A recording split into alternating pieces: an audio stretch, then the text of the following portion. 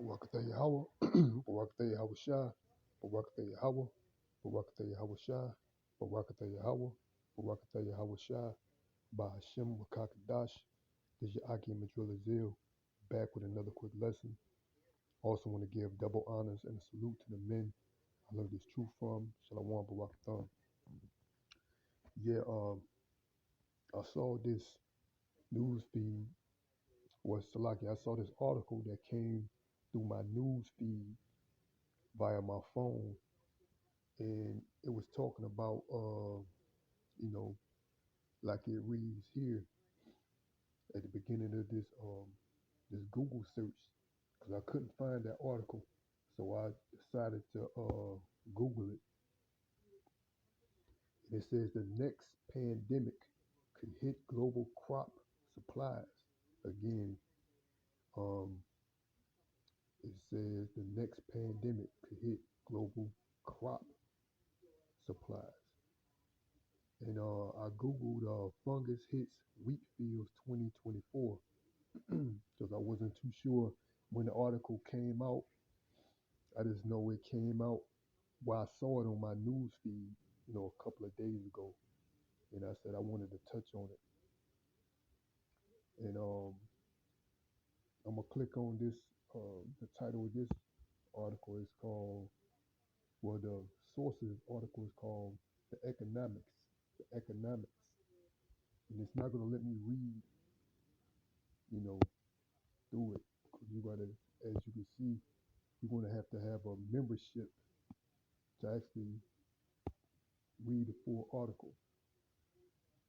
It says the next pandemic could hit global crop supply as disease, as plant diseases spread across continents.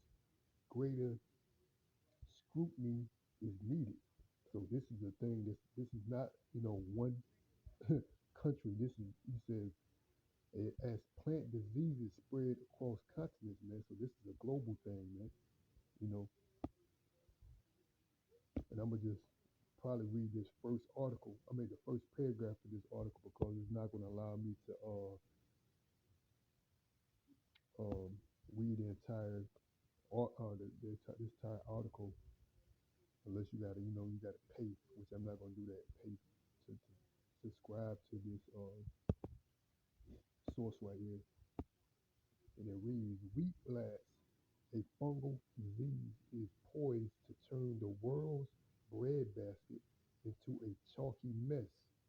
It has spread more than 15,000 km in a decade, from Brazil to Argentina, and then Zim, uh, Zim, Zambia, or Zambia, and Bangladesh.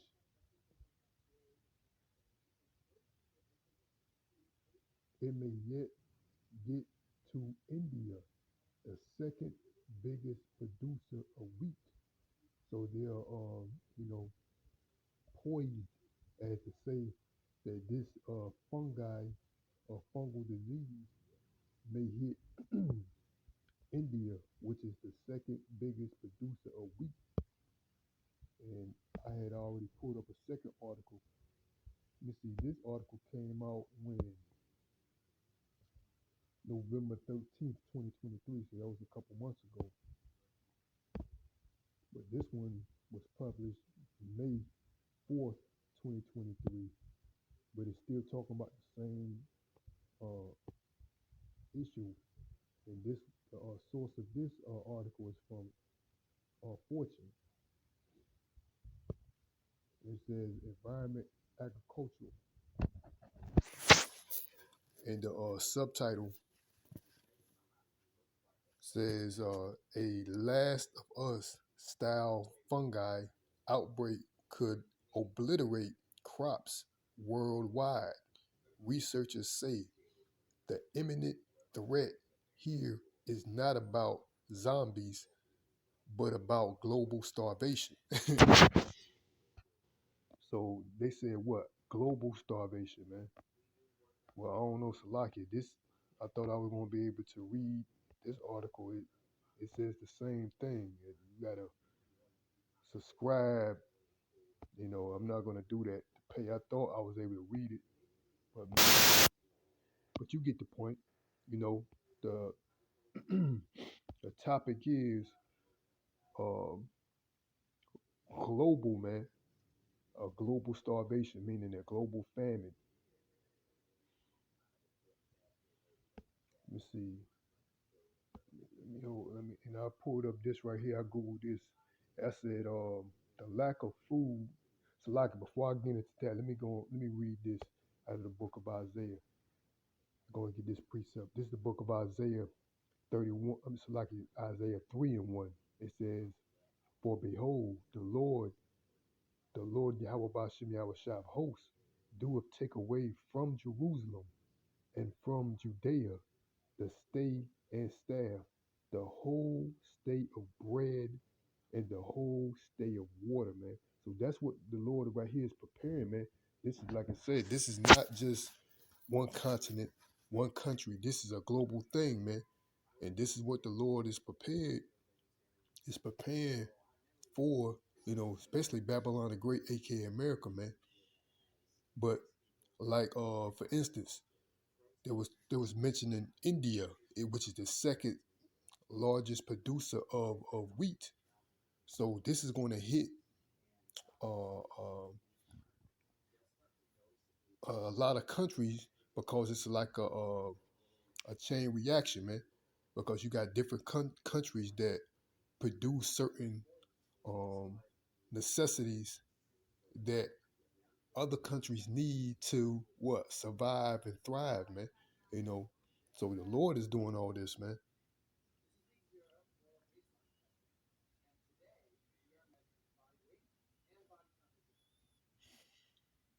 Let me get another Salakia. Let me get another precept.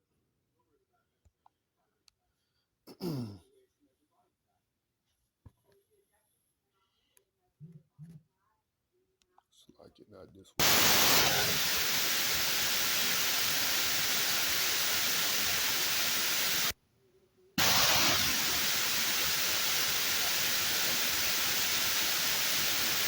The book of Jeremiah, chapter 14 and 8, it says, "Oh, the hope of Israel, the Savior thereof in time of trouble. Why shouldst thou be as a stranger in the land, and as a wayfaring man that turneth aside to tarry for a night? Why shouldst thou be as a man astonished, as a mighty man that cannot save? Yet thou, O Lord, Yahweh Bashem Yahushua, art in the midst of us, and we are called by thy name. Leave us not. Thus saith the Lord, Yahweh Bashem Yahushua, unto this people. Thus have they loved to wander. They have not refrained their feet. Therefore, the Lord Yahweh Bashem Yahushua doeth not accept them. He will now remember their iniquity and visit their sins. Then saith the Lord Yahweh Bashem Yahushua unto me, pray not for this people for their good. When they fast, I will not hear their cry, and when they offer burnt offering and any obligation, so like obligation, so like that's what I meant to say. It's not rolling off the tongue right.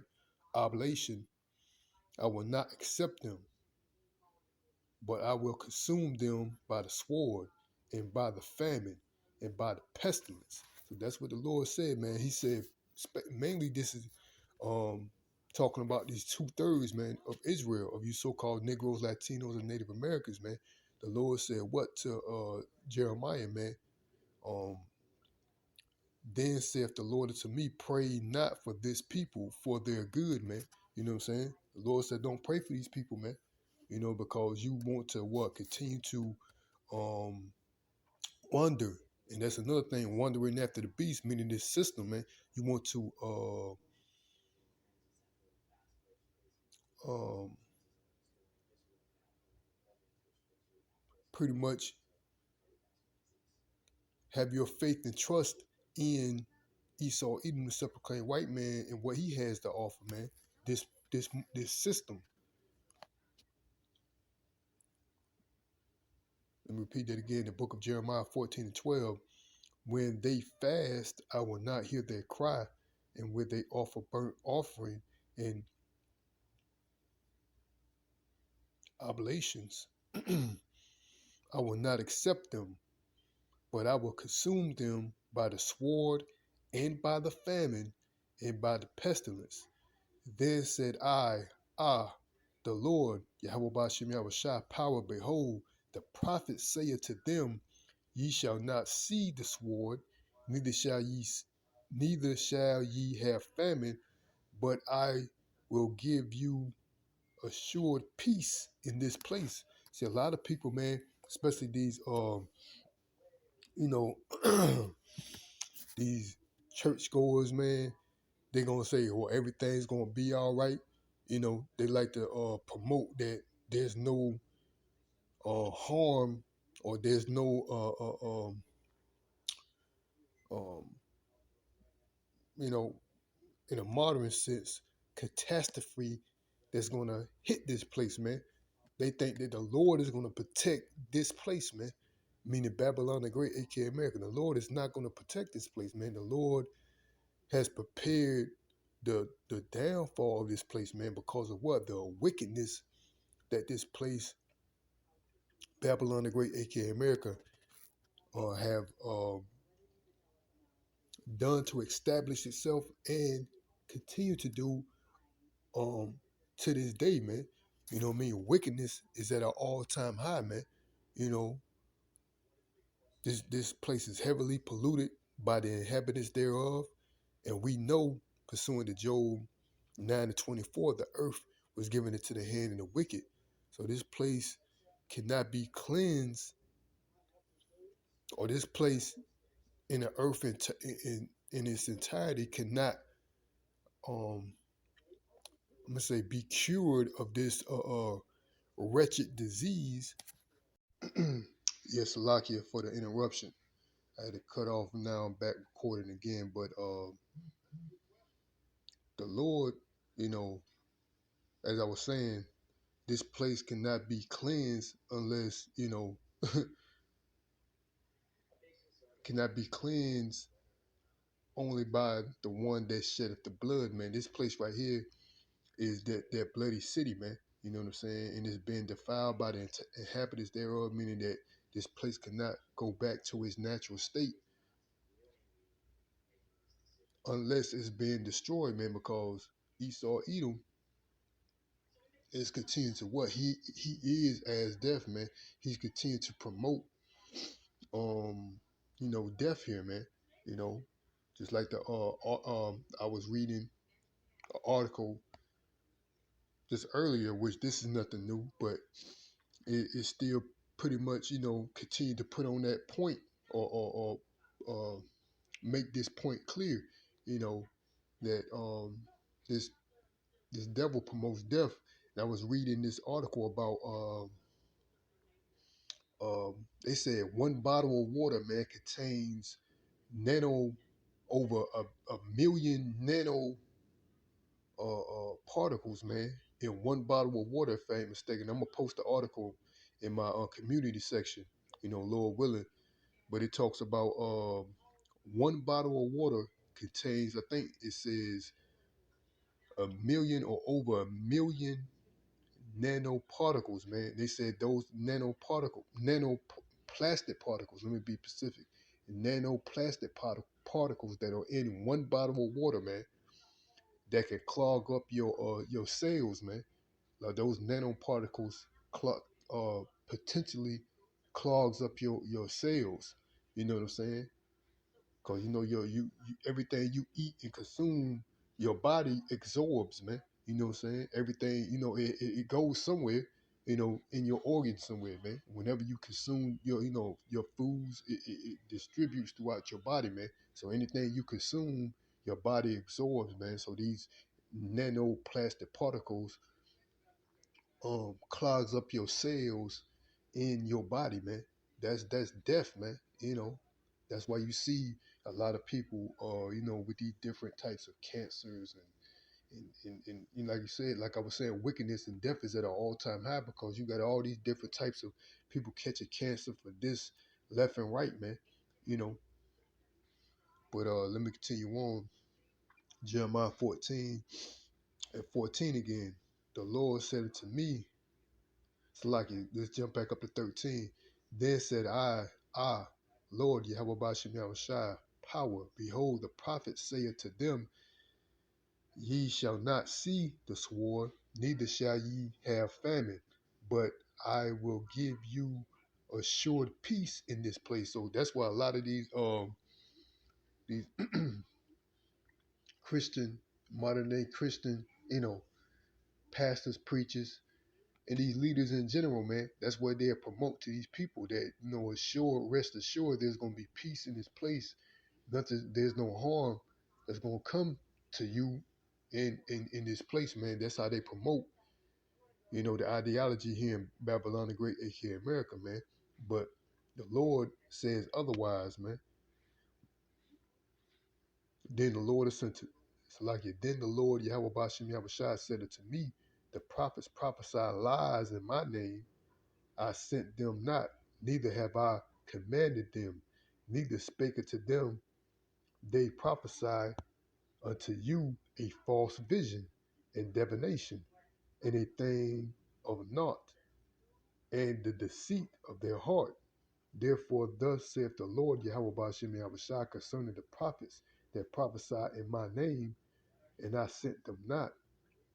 Yet they say, sword and famine shall not be in this land. By sword and famine shall those prophets be consumed, man. So all these leaders, all these, people that have some type of status here in society, they say contrary to, what the Lord said, meaning that everything's gonna be all right. You don't have to rest assured. The issues of this, this world or whatever, it's not going to affect you, man. The Lord is going to consume them and you, man. You know what I'm saying? But that's what they do. They want to they prophesy deceit, man. You know, let's go into this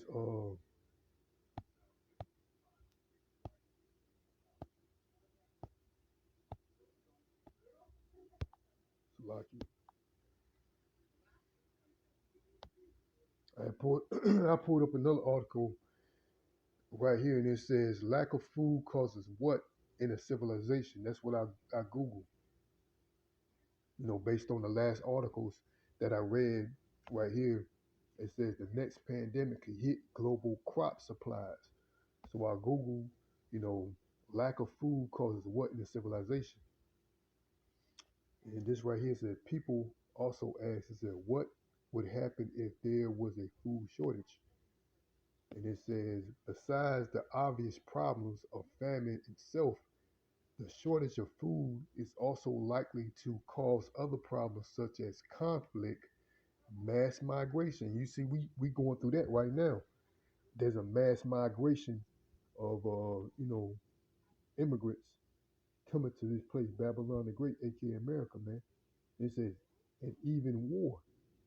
So that right now there's wars and rumors of wars. So all this stuff is already happening, man. Mass migrations, you know, these what you want to say, uh, uh, global skirmishes against these different countries, man. You know, it says in the future, war wars are likely to be fought over access of food and water resources. The next world war could be fought over resources like food and water, man. So we already know, there's going to be another world war, man. You know, and we're not too sure on what's going to. I ain't gonna say sure, but we're not going to say what is going to spark this world war, but we know it's bound to happen, man. And based on this article, it says the next world war could be fought over resources like food and water, man.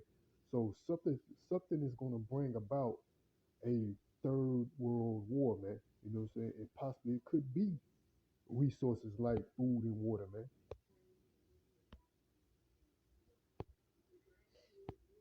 And like yeah, I pulled up this article right here too. It says by the National Geographic Society. It says famine. That's exactly what uh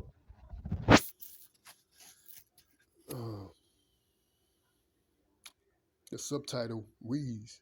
Famine from the National Geographic. This was let's see if I got a date here.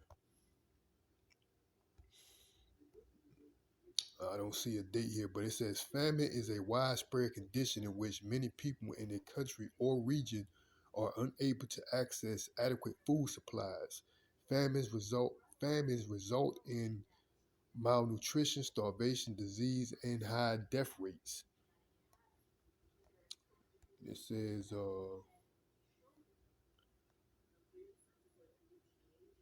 famine is a widespread condition in which a large percentage of people in a country or region have little or no access to adequate food supplies.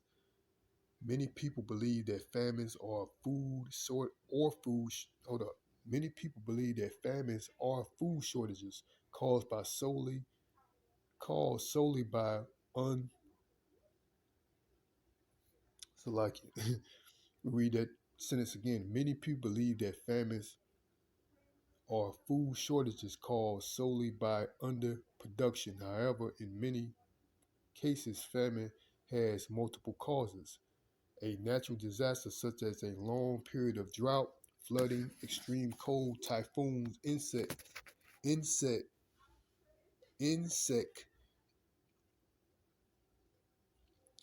infestation, or plant disease. That fungi is falls in that category as a plant disease, man.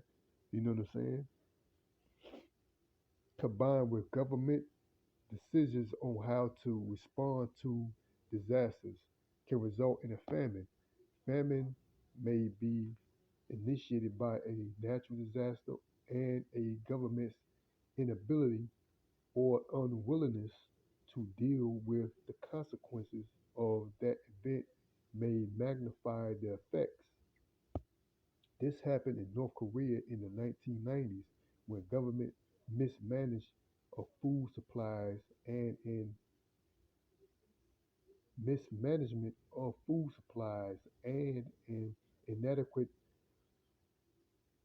uh, rationing policy led to a famine that killed over 2 million people by some estimates. Human events also lead to famine. A major human cause of famine is warfare. During war, crops are destroyed either intentionally or as a result of combat.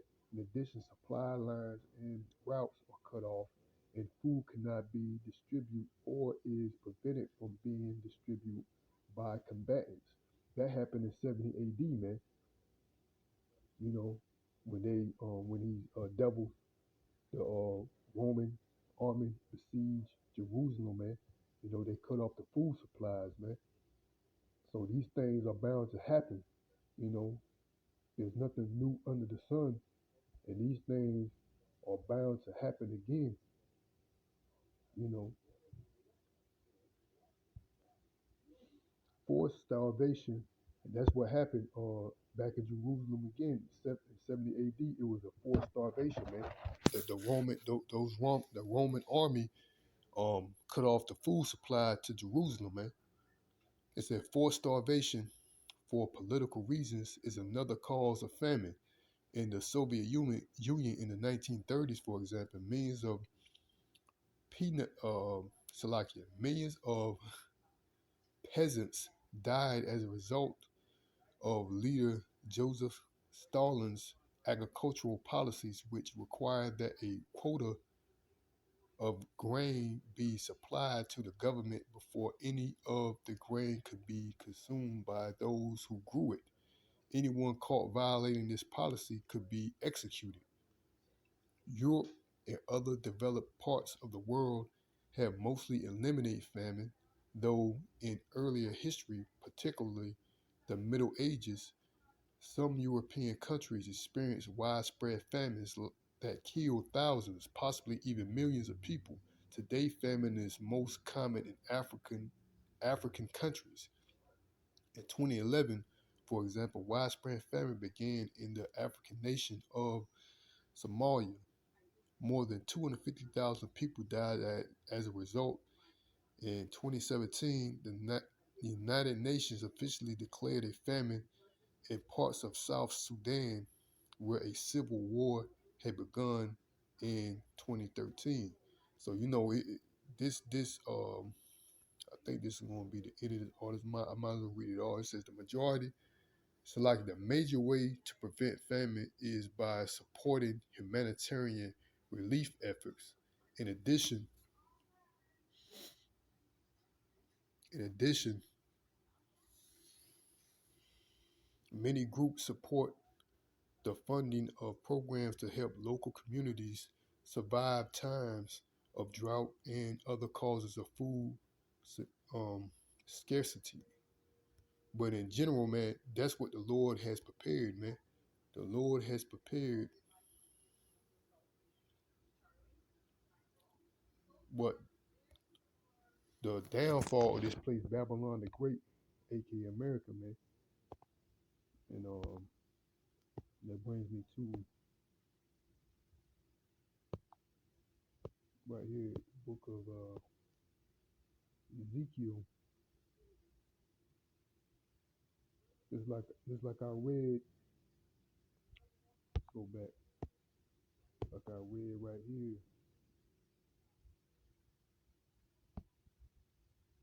go back. Lack of food, like I Google this, lack of food causes what in a civilization? And right here where it says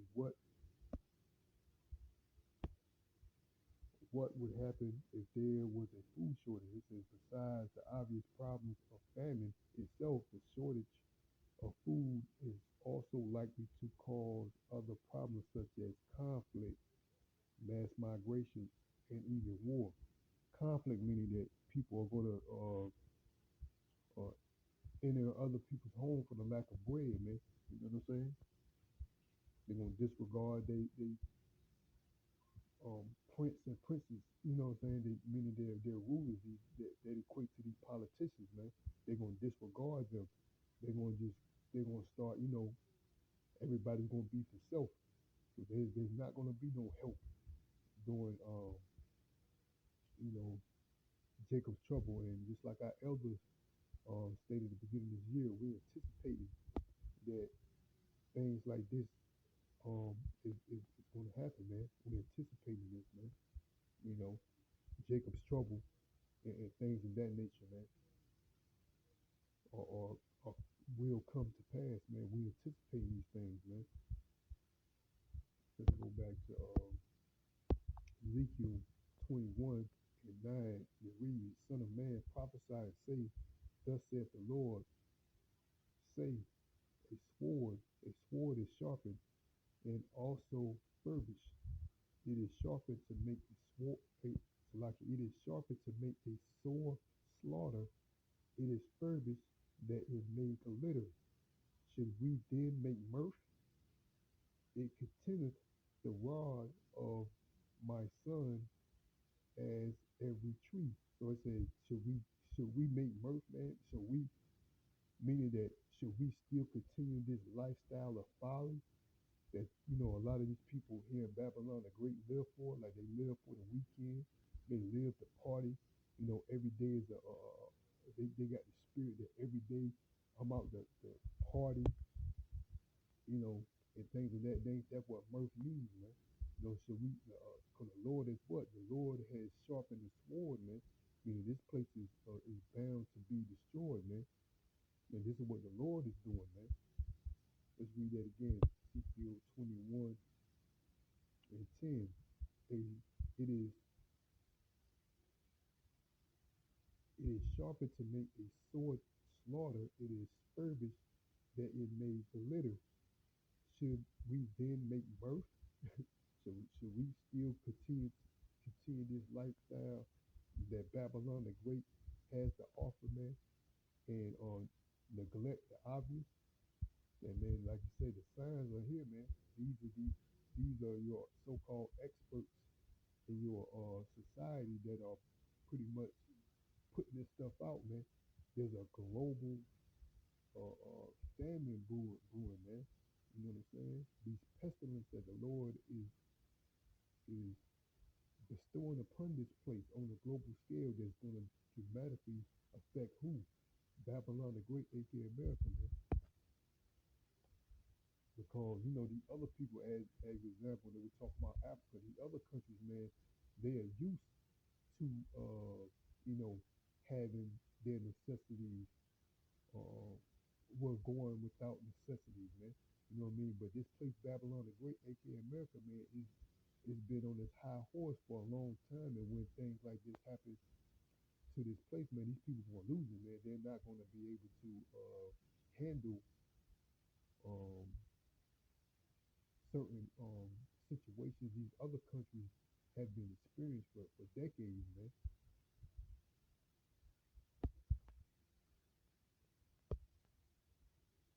It is sharper to make a sword slaughter. It is furbished to like it is furbished that it may glitter. Should we then make mirth? It contendeth the rod of my son as a retrieve, and he hath given it to be furbished that it may be handled. This sword is sharpened, and it is furbished to give it into the hand of the slayer. Cry and howl, son of man, for it shall be upon my people, it shall be upon all the princes of Israel. Terror by reason of the sword shall be upon my people. Smite therefore upon thy thigh. So this is gonna, not only, you know, this is a warning to who? Israel, me and our people. Because the Lord is only concerned with his people, but this is going to affect everyone here at Babylon the Great, man. But the Lord is only concerned with his people. That's why the Lord had what? He set a watchman in the house of Israel, and the Lord said, what? Give them warning from me. So the Lord is only concerned with his people, but nonetheless, this is going to affect everyone here, man. You know,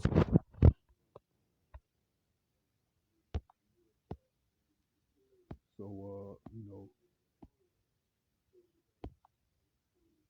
this is pretty much a lesson based on what the Lord has in store. Meaning, one of the pestilence that the Lord has in store for this place is what? Famine, man. You know, and I'm gonna read this news article again.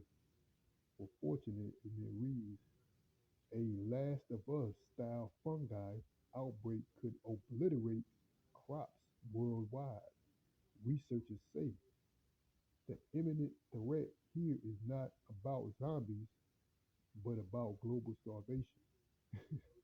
So, I think they're trying to be funny there about you say zombies.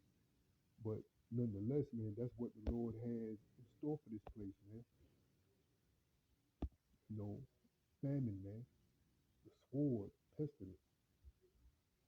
And I'm gonna end my lesson off there. Hope the body was edified. You know, till next time, I want to give all praises, honor, and glory to Yahweh, by Hashem Yahweh Shai, by Hashem Wakakadash. Again, this your Akim, Adrilazil. Lord willing, I'll be back with another lesson. Also want to give double honors and a salute to the men of this true form. Till next time, Shalom, Barakathon, and a Barber Ball. Shalom.